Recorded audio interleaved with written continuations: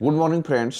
अभी जो हम टॉपिक स्टार्ट करने जा रहे हैं जेएनएम सेकेंड ईयर का मेडिकल सर्जिकल फर्स्ट का एंजाइना। एंजाइना क्या है? What is angina? आप डायग्राम से देख सकते हैं कि ये फोटो से देख सकते हैं कि ये फोटो में पेशेंट क्या क्या चेस्ट पर चेस्ट को दबा रहा है। मतलब कि चेस्ट के अंदर क्या होता है, दर्द होने लगता है, सीना में दर्द होने लगता है। और सीना में दर्द क्यों होता है? आपको मालूम है कि जो कोरोनरी आर्टरी जो होती है वही हमारी जो हर सिस्टम को ब्लड की सप्लाई करती है। लेकिन जब वही कोरोनरी आर्टरी के द्वारा जब ब्लड की सप्लाई डाउन हो जाता है, ब्लड की सप्लाई जितना करना चाहिए उतना सप्लाई नहीं करता है, तो वैसी परिस्थिति में आपको चेस्ट में पेन होने लगता है। चेस्ट में पेन क्यों होता है? क्योंकि आपको अच्छे से मालूम है कि ब्लड की सप्लाई के द्वारा ही शरीर को ऑक्सीजन की सप्लाई मिलता है। यदि ब्लड की सप्लाई में यदि डाउन होता है, ब्लड की सप्लाई में यदि कमी होती है, तो आपको अपने आप ऑक्सीजन की भी सप्लाई में कमी हो जाएगी। इसको जिसको हम लोग आइस्कीमिया बोलते हैं। जब शरीर में ऑक्सीजन की सप्लाई डाउन हो जाता है तो उसको हम लोग क्या बोलते हैं? आइस्कीमिया बोलते हैं। और हमारे शरीर में जैसे ही ऑक्सीजन की सप्लाई डाउन होगा तो शरीर में क्या होगा, चेस्ट जिस अंग में आपको ऑक्सीजन की सप्लाई कम होगा वहां पर पेन होना स्टार्ट हो जाएगा। इसीलिए एंजाइना में बहुत ज़्यादा सीने में दर्द होता है, दबाव होता है, भारीपन होता है, जकड़न महसूस होता है, क्योंकि ऑक्सीजन जब नहीं मिलेगा तो मांसपेशियां सिकुड़नी चालू हो जाएगी।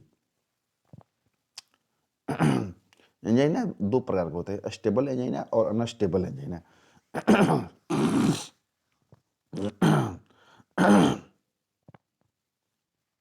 जो स्टेबल एंजाइना होती है उस सीना में दर्द होती है।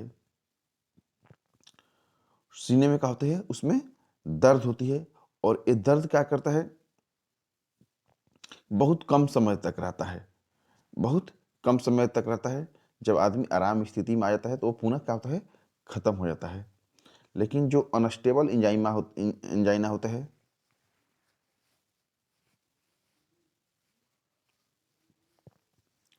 एंजाइना के लक्षण क्या है? एंजाइना का लक्षण क्या है? एंजाइना का लक्षण आपको है, एंजाइना के लक्षण क्या है? इसमें विभिन्न प्रकार के सीने में समस्या आती है। सीने में आपको दर्द होगा, छाती में जकड़न महसूस होगा, दबाव महसूस होगा, छाती में जलन महसूस होगा, आपको गर्दन और गले के बीच में दर्द महसूस होगा, हाथ और कंधे में दर्द होगा, आपको पीठ के ऊपरी हिस्सा में दर्द होगा, जबड़े में लगातार दर्द होगा, दांतों में दर्द होगा। क्योंकि जब आपको कोरोनरी आर्टरी के द्वारा जो ब्लड की सप्लाई नहीं होगी, तो ब्लड की सप्लाई नहीं होने के चलते आपको ऑक्सीजन का सप्लाई भी रुक जाएगा और ब्लड की सप्लाई तो पहले से रुका हुआ है या तो डाउन हो जाएगा।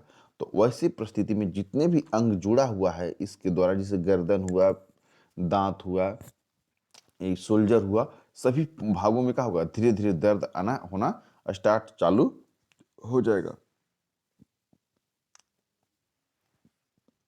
जिसके चलते आपको शरीर में और भी लक्षण दिखाई देने लगेगा। खट्टी डकार आने लगेगी, पेट में जलन महसूस होगा, कमजोरी महसूस होने लगेगा, लगातार शरीर से पसीना आने लगेगा, जी मिचलाने लगेगा, ऐंठन होगा और सांस लेने में आपको बहुत ज़्यादा कठिनाई महसूस होने लगेगा। आपको जैसे जैसे गैस वाली स्थिति होती है वैसी स्थिति आ जाएगी। क्योंकि जब जैसे ही आपको ऑक्सीजन की सप्लाई डाउन होता है तो आपके शरीर के जितने भी फंक्शनल है, शरीर के जितने भी फंक्शन काम करते हैं, जैसे डाइजेस्टिव सिस्टम का हो चाहे और सब अंग काम करता है, टोटल अंग क्या होगा, डिस्टर्ब होना चालू हो जाएगा, जिसके चलते शरीर में पीड़ा होना चालू हो जाएगा। महिलाओं में क्या क्या समस्या होती है इसके चलते? महिलाओं के गर्दन और गले में दर्द महसूस होता है, पीठ के ऊपरी हिस्सा में दर्द होने लगता है, जबड़े में लगातार दर्द होता है, उल्टी आने लगती है, सांस लेने में कठिनाई होती है, सीने में दबाव होता है। सीने के अंदर दबाव के बजाय सीना के अंदर क्या होता है, दबाव होने लगता है।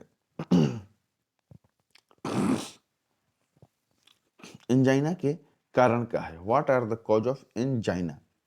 एंजाइना के कारण आपको पहले से बता चुके हैं। जो कोरोनरी आर्टरी होती है, जो कोरोनरी आर्टरी क्या करते हैं, हार्ट की सप्लाई, हार्ट में ब्लड की सप्लाई देती है और ऑक्सीजन की सप्लाई देती है। जब कोरोनरी आर्टरी के अंदर जो उसकी नलिकाएं होती है उसके अंदर कोई भी प्लग या कोई भी टुकड़ा, कोलेस्ट्रॉल का टुकड़ा या कोई भी अवरुद्ध आती है, तो अवरुद्ध आने के चलते होता क्या है कि जो सप्लाई होनी चाहिए ब्लड की कोरोनरी आर्टरी के द्वारा हार्ट को, वो जो सप्लाई होता है क्या होता है, कम हो जाता है। या तो डाउन हो जाता है, जिसके चलते जब ब्लड की सप्लाई कम होती है, डाउन हो जाती है, उसके चलते क्या होता है कि जो ऑक्सीजन की सप्लाई भी क्या होता है, कम होने लगती है, जिसको अर्थरोस्क्लेरोसिस बोलते हैं। और जिसके चलते क्या होते हैं, जितनी मात्रा में हमको ऑक्सीजन मिलना चाहिए, जितनी मात्रा में हमको ब्लड मिलना चाहिए, उतनी मात्रा में ना हमको ऑक्सीजन मिल पाती है, ना उतनी मात्रा में हमको ब्लड मिल पाती है, जिसके चलते इस शरीर में विभिन्न प्रकार की समस्याएं आना अपने आप चालू हो जाता है। इस समस्या की कब आने की समस्या सबसे ज़्यादा रहता है, ओल्ड एज में, जैसे 60 वर्ष के बाद आदमी को इस टाइप की समस्या का बहुत ज़्यादा शिकायत रहता है। उसके बाद यदि किसी को परिवार में इस टाइप की बीमारियां हैं तो उसको भी इस टाइप की शिकायत होने का रहता है। चाहे जो आदमी बहुत ज़्यादा मात्रा में तंबाकू का यूज करता है उसको भी इस टाइप की शिकायत होने का डर रहता है।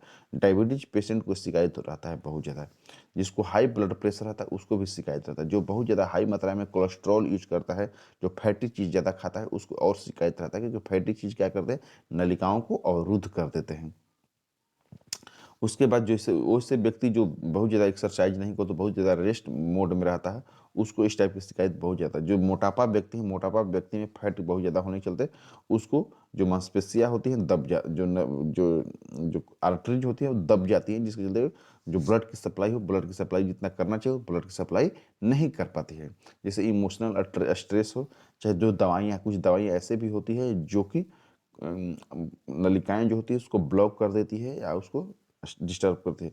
नस्लीय दवाओं को ज़्यादा प्रयोग नहीं करना चाहिए, जिससे भी क्या होता है, आपको एंजाइना पेक्टोरिस होने का आपको संभावना रहता है। एंजाइना पेक्टोरिस क्या क्या जटिलताएं हो सकती हैं, आपको पसीना आएगा, सांस लेने में कठिनाई होगी, आपको सीने में दर्द होगा, बेहोशी की हालत हो जाएगी, कंधे में दर्द होगा, कमरे में कमर में दर्द होगा। इसका निदान कैसे? इसका निदान के लिए आपको ईसीजी किया जाएगा, इलेक्ट्रोकार्डियोग्राम के द्वारा देखा जाएगा कि आपका जो ब्लॉकेज है कितना ब्लॉकेज है, ज़्यादा ब्लॉकेज है, कम ब्लॉकेज है, कहाँ ब्लॉकेज है। उसके बाद स्ट्रेस टेस्ट किया जाएगा।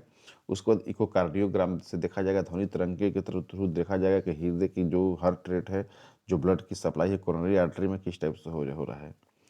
उसके बाद सीटी स्कैन किया जाएगा। उसके बाद दवाई दिया जाएगा। दवाई में आपको नाइट्रेट्स दिया था। नाइट्रेट्स का प्रयोग इस नाइट्रोग्लिसरीन होता है नाइट्रेट में, जो कि नाइट्रोग्लिसरीन क्या करता है कि जो भी नलिकाएं होती है कोरोनरी आर्टरी को, उसको डायलेट कर देता है, मतलब कि ब्लड की सप्लाई को जो बाधा पहुंचाती है उसको उसको दूर कर देता है, ताकि ब्लड की सप्लाई अच्छे से हो जाए। एस्पिरिन क्या करता है, एस्पिरिन दिया जाता है इसमें। एस्पिरिन क्या करता है कि जो दवाएं जो रुधिर होते हैं, रुधिर को हल्का पतला कर देता है, ताकि रुधिर आसानी से, ब्लड जो है आसानी से नलिकाएं में पास कर सके।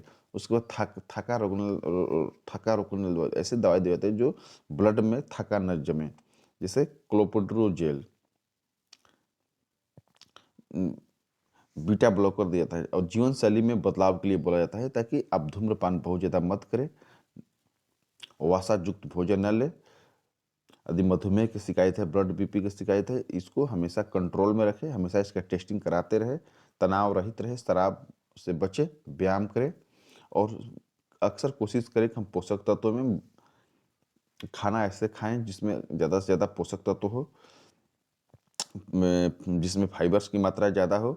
हर दिन व्यायाम रहे, तनाव से बचे, और अपने जीवन शैली में थोड़ा सा बदलाव रखें, व्यायाम करें और रिलैक्स मोड में लाइफ जिएं, ताकि आपको ज़्यादा कोलेस्ट्रॉल चीज़ ना खाएं, ज़्यादा फाइबरस चीज़ खाएं, ताकि लाइफ में किसी प्रकार की समस्याएं ना आए। Thank you.